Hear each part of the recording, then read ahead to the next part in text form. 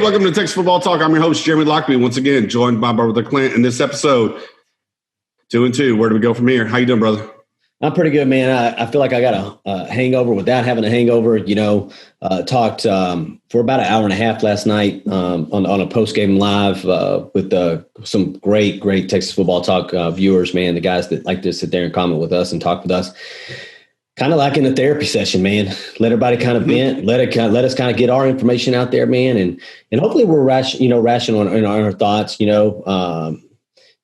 Obviously when you come off a loss like that, man, and currently think the team is not where you thought it was going to be at this point in the year, and currently sitting at 2-2 with the talent you currently have on the 40 acres is not okay, man.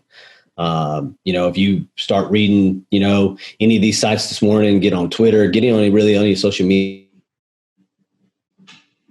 site, the rumor mill's going to start going crazy. So it's really, where do we go from here, man? What do we do with the offense? What do we do with the defense? What's going to happen over the next week on a bye week before we go play Baylor? But currently, Tom Herman bet on himself, man. He fired his coordinators last year, and it's currently on him, man. Your thoughts? Yeah, so we cut a podcast about 60 days ago before the season started saying, is Tom Herman on the hot seat?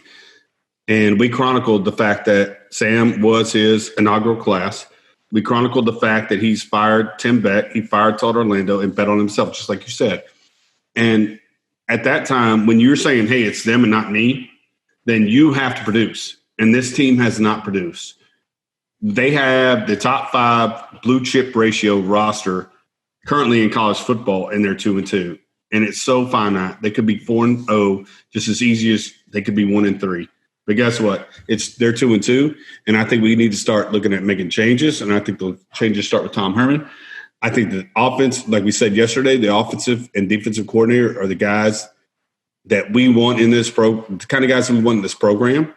And we're going to go from here. But there's a lot of money to be paid to him. We brought him a big contract, an extension after the Sugar Bowl win, and we got to figure it out from here. But in my mind, your offensive, defensive coordinator where they need to be. Your kids are where they need to be. I just think it's at the top, man, to be honest with you. Mm-hmm. Yeah, I mean, if you go back to October 2016, it's crazy because the rumors started swirling around Charlie Strong being fired and Tom Herman replacing him. And it's just consistently inconsistent. Yep. Really, it's what it's been, Go back and look at Charlie Strong's years, 2 subpar 500 seasons, I think is what is over 3 seasons, losing to a Kansas. And then you hire someone in Tom Herman that was an offensive coordinator at a Power 5 school that won a national championship, goes to the University of Houston, and wins with that Houston team. Yep. In a group of 5 schools. So obviously the administration took a chance on Tom Herman to bring him from Houston to Texas. And I'm going to tell you that he was like 1A on everybody's list. Mine too. And mine too. Houston beat Oklahoma. Houston beat Florida State. So it wasn't like he was just playing group of 5 schools and went and beat up on that caliber of competition. He beat the Florida States. He beat the Oklahomas. And he was the hotshot coordinator that had Zeke and was a GA at the University of Texas under Mac Brown. So you had the winners, spoke the language, and we were happy to have him. Greg Finbus wrote the check, and he's here. And again, that's what's so sad is there's Twitter. This thing is happening right now. This is where it started, and this is where it is now. And it was Sam after that year beating Georgia in the Sugar Bowl to where it is now. And it's this young lady flipping off the camera as we walked off the field in Oklahoma. And that's a long 2.5 years, man. In this kid's career, he deserves better. The team deserves better. Again, I think he brought the right kind of guys in as the offensive defensive coordinator to bail out his own job. I think they're the right guys for the job. As a motivator, like I said yesterday, I think he's that guy. As the X's and Go's CEO, guys who gives a damn about this program, I don't think he's there, man.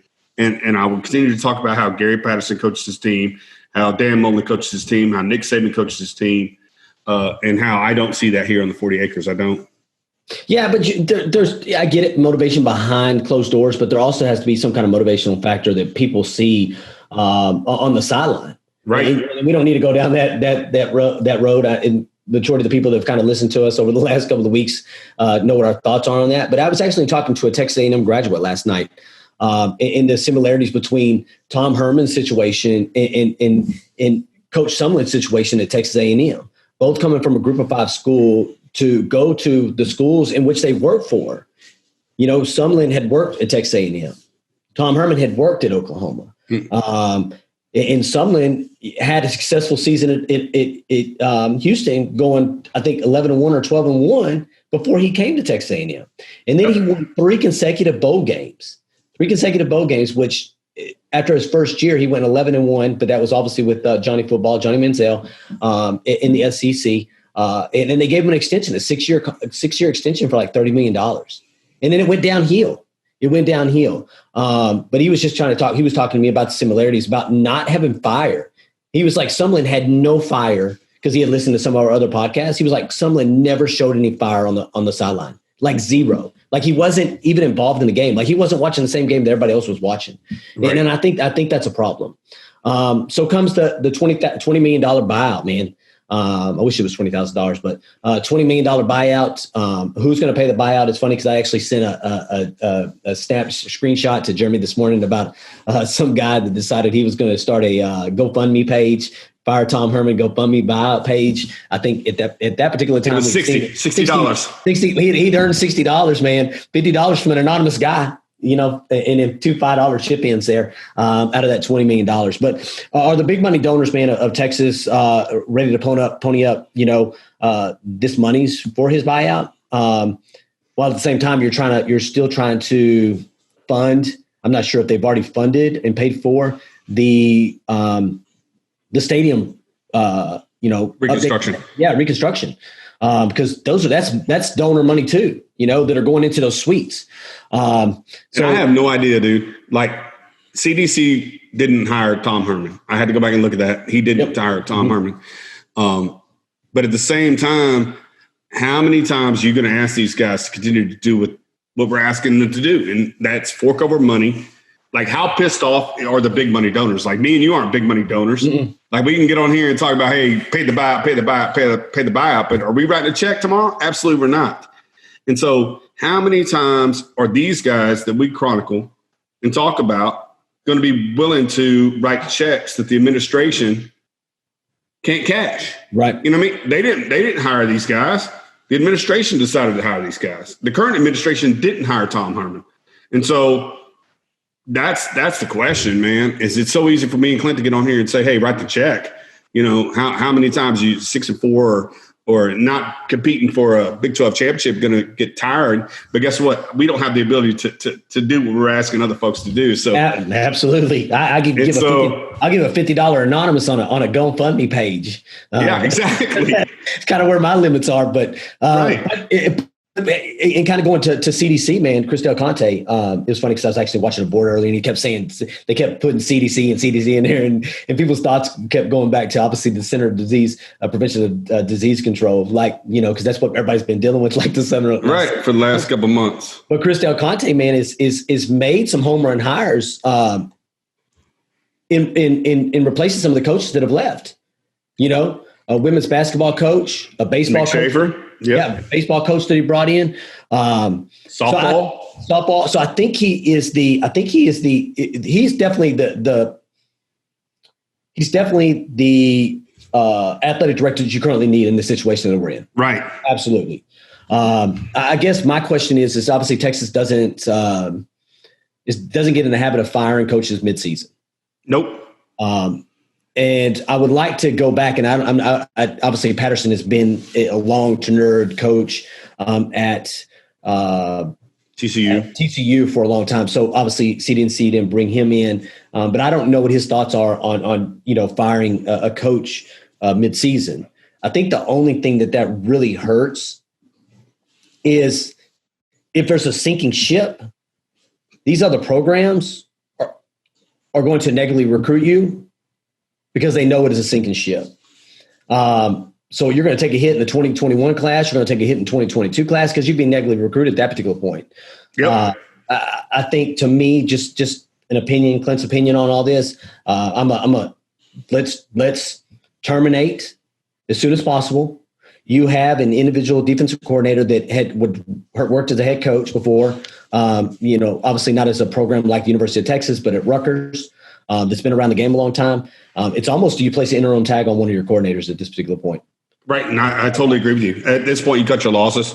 What's the advantage of cutting him loose in December? Because it's a shortened season. If we play our 10 games, we're going to be right in the midst of that first recruiting signing day period. We're going to have a guy on at 5 o'clock who's going to tell you he's going to play for the name on the front and his name on the back. And Jordan Thomas, it's going to come out after this video. And Hayden Connor's the same way. I think Quinn Ewers is the same way. These guys are all about the University of Texas representing their state. But if you hang on to Tom Herman and you allow him to get through this season, and it's a 6-4 season or a 5-5 season, then you cut your legs out from under you. If you make a change, then you can say, hey, we're in transition. We feel like these are the guys that can lead us, just like we're talking about. The defensive and offensive coordinator can lead us to where we need to go as long as we find the head man after this decision-making process.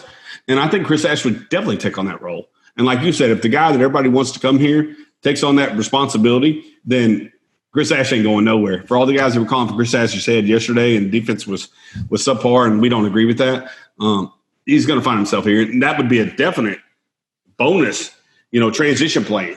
Even if it is like Ryan Day or somebody from that Ohio State tree, who there's plenty of guys out there who Urban Meyer has, like Luke Fickell, who have coached under him, that have the ability to be a head coach. Again, it's a group of 5 from Cincinnati, but he's a proven winner. So we don't know where this thing is going.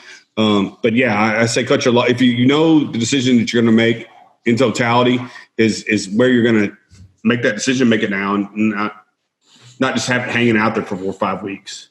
Yeah. But the team continues to struggle. I think there are some, I think Tom Herman and Chris Del Conte were together at Rice. I think there was some overlap there at Rice. So I think there is some. I think they'd worked before together before they actually wound up at Texas. So yeah, but Rice is not Texas. Yeah, that's what I'm saying. But I'm trying to figure out. But there's also that you hope that it's a business decision, not a loyalty decision. Right, it has to be, because loyalty kept Tom Herman, kept those same offensive defensive coordinators on the team because he was loyal to them. And sometimes that's going to continuously, it's going to burn you over time. And then it's only going to get you 1 year after you do burn, after you do, fire your staff. And that's why I think it's a big money donor decision, not a Chris Del Conte decision. Because again, I don't think in Texas administration's mind, they can write that $20 million check. They're going to have, and like I said, how many times are big money donors going to be willing to buy out this administration? He makes $7 million. He makes $500,000 a game. It's crazy. Yeah. I think, people are, we put out a poll earlier asking if it's, on Twitter, just asking, hey, do you think it's a proven Power 5 coach that comes in, proven, group of 5, guy like you were talking about, Luke Fickell, that's currently at Cincinnati, I think. Yep, correct. Is it a retired person? Obviously, Urban Meyer. There's an Urban Meyer narrative out there right now. We're all in for Urban Meyer. So we put the retireds in there, and then we put obviously up and coming offensive or coordinators.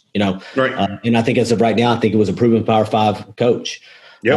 I think people need to get away from Texas ties. Having Texas ties as a head coach is good as long as you're getting the right coach for your program. Right. I think we need to stay away there because you think that these guys that are in Texas are going to Ohio State or Alabama's or Clemson's because they have Texas ties. Absolutely not. They're going to these locations where Oklahoma, where you've won 5, conference championships in a row. Yeah. They don't care about the ties. It's all about winning, man. It's all about winning and get me to the NFL. We've said that on every podcast we've done since June 16th. Kids are going to come to this program because they feel like you can get them drafted and they're going to win while they're here. And And it speaks to under the underdevelopment that has happened on the 40 acres with probably the most talented group of student athletes we've had in 10 years. Yes. And so give me a Mario Cristobal, who has Alabama ties to Nick Saban and has led an Oregon team to, once Chip Kelly left, they were down and Mike Helfrich left in the doldrums, and he's brought them back and he can recruit. Do I think we're going to grab Phil Knight's guy away from him? Absolutely not. But guys like PJ Fleck, Gus Malzahn, proven winners. Gus Malzahn was a high school football coach in Arkansas. Arkansas was his first job. Auburn was his second job. Yep. And he's had his 2 coaching jobs were in the SEC. Like, how do you go from high school to SEC? But he did it, and he's proven that he can win at that level. I think he may have been at Arkansas State for like a year. In the toughest conference, in the toughest division conference in college football. Yep. In the SEC West, man. Arkansas State to Arkansas to Auburn, if I'm not mistaken. You guys can, but so fast, because when I was in high school, he was a high school football coach. And so over 20 years, he's gone from high school to group of 5 to playing for national championships at Auburn, to winning national championships at Auburn. Like, this is the kind of guy, Franklin. You put Franklin on the list at Penn State, a guy who's lived in the group of 5 or the Power 5 conferences over the last couple of years. I think was a Missouri coach and then went to Penn State. I think he was it was Missouri. Vanderbilt? Not Vanderbilt. Vanderbilt?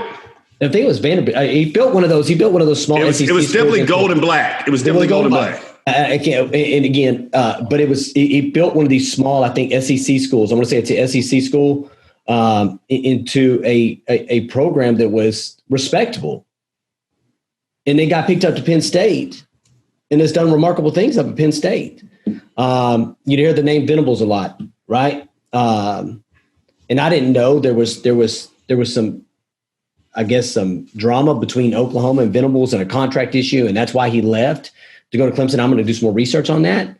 But that hate would be real if Venables decided to come back. But I don't think Venables is this is my opinion. I don't think Venables is going to leave Clemson where you're fighting for national championships each year, and he's only got to worry about one side of the ball. And he's making really good money because Dabo Swinney is taking pay cuts to allow his offensive defensive coordinators to get more money. Right. You were 100% correct. It's Vanderbilt. Vanderbilt, yep. Right. Coached there for 3 seasons, from 11 to 13, grabbed the job. He was a offensive coordinator, quarterback coach at K-State from 06 to 07. Went to Maryland as assistant head coach, quarterbacks coach from 8 to 10. And then Vanderbilt was his first head coaching job, 11 to 13, and then Penn State. So he's spent his whole entire coaching career in either the SEC, again, like, there had to have been a reason why somebody plucked him out of the SEC at Vanderbilt and brought him to Penn State. Yep. Proven winner, obviously, from 11 to 13. Great recruiter. And he's been at Penn State ever since, from 2014 to now. Yeah, great recruiter, man. Great recruiter. Again, James Franklin's another guy that I would really, really like to have in this program at this point. And then the last guy on our list is Brian Kelly up at Notre Dame. People are talking about, we had some people comment and say there may be a chance he would leave because of the educational factor of Notre Dame and how it works. And he would have an opportunity to come down here to Texas and pluck guys, man, out of the state of Texas and do what he's done up at Notre Dame as an independent school for a long, long time, man. Working with what he's got. I think sometimes he works with less, really. He's one of those things, because if you look at Notre Dame's really recruiting rankings, more or less 5 years, more or less guy, and I think that's currently at this particular point when me and Jim are talking about people, you're talking about the Pattersons, the Campbells, the Kellys, these guys that the PJ Flex, PJ Flex up in Minnesota, row your boat type deal. At my point, I'm not looking for a coordinator at this point. Like, guys can continue to vote. Stuff's going to be out there on a Twitter page for the next 22 hours. They can continue to. And if they got names of offensive and defensive coordinators, please sell those to us. But at this point, I want a proven head coach from the Power 5 in multiple conferences, like a guy like James Franklin, who's won in the SEC with a definitely he was doing more with less with a Vanderbilt, I'm sure, in the SEC that led him to Penn State. So, but have gone to multiple Power 5 conferences, multiple Power 5 teams. At this point, that's And that pool, we talked about it before we came on air, is so small. When you're talking about, I only want to plug a proven coach from the Big 12, or I'm sorry, the SEC, the ACC, or the Big 10, maybe the Pac-10, maybe the Pac-12 for one dude, maybe. And I've talked about the guys like Whittingham, Peterson, guys that have taken that Boise tree and gone to Utah and won, have taken that Boise tree and gone to Washington and won. Maybe plug a guy out of the Pac-12, like a Cristobal. But that pool that you guys want from SEC, ACC proven head coaches is very, very small, or Big Ten. And because I don't know if folks trust the Pac-12's way of playing football at this point, because it kind of looks a lot like the Big 12. And you're going to be playing games 45 to 35. Again, like we chronicled at the beginning of this podcast, 4-0 is not too far from 1-3. And this team is currently 2-2, and we'll see where we go from here. And I think this is my last thought, and I'll probably get your last thought real quick, and then we'll probably just I think we got kind of long-winded on here, but this is important. This is definitely an important video today. Right. I think the PR piece with the University of Texas, man. Yeah. What they ask of these coaches to do when they come there, from really a Mac Brown who was political to doing all these shows on LHN, man. Instead of focusing specifically on your sport, you're doing rewinds and fast forwards or whatever they call that. Overdrives. And then you're set up to do a radio show, which is Thursday show. A Thursday show. I think every coach probably has a radio show, which is important, So but to me, I don't know if that plays a role in hiring the next person. Do they want to come in here and have to do 11 things outside of just coaching your ball team? Because if I'm a coach and just want to coach and you want me to come in here, you want me to win games, minimize the stuff I have to do outside of. Yeah, because if I'm not mistaken, that overdrive comes on tonight. Like, you didn't even have time to talk to your players on Sunday, and you're already in front of Lo Galindo on Longhorn Network on Sunday night talking about every play of the game. Like, before you even probably got a chance to do a film study or film session with your kids. Because they found a hot tub, a cold tub, probably lifted today, and then went home. And then tonight they're going to see you on LHN. Every play of the football game is going to be fast forward. Like you said, fast forward. The show's called Overdrive and Lo Galindo, or whoever's hosting it, maybe Alex Loeb. But you don't even get a chance to digest the football game, and you're already on air talking about it, which kind of is how we felt last night coming on to do a post-game show 30 minutes after the game had ended. And you have notes, but the notes that you have don't allow you to go there because there's comments flying from everybody all day. Yeah. And that's my final thought, dude. Like, I don't have anything else. Yeah. To be honest with you. Where do we go from here, man? Yeah. Where do we go, man? That's really the question, man. So, hey, we appreciate you listening as always, man. We appreciate your thoughts, your comments, your ideas. Please place those in the comment box. Hey, man, if you seriously hit that like button on YouTube, that has to do a lot with pushing our videos to the top of the search box. So if you'd hit that like video for us, if you like the content, hey, if you want us to improve on some stuff, hit the down vote. Tell us what we need to work on, and we'll try to consistently, get our game better as we talk about these things. Well, we appreciate you listening as always. We're definitely rookies. We're definitely rookies, or freshmen, or however you want to look at it, man. Yeah, we love you guys. Appreciate you guys listening. Absolutely. So you can find us on Twitter at Texas Football Talk. You can find us on Facebook at Texas Football Talk. You can find us on Instagram at Instagram at Texas Football Talk, and on our subreddit at Texas Football Talk. We appreciate you listening as always. Y'all have a wonderful rest of your weekend, and we will see you this week. Hook 'em.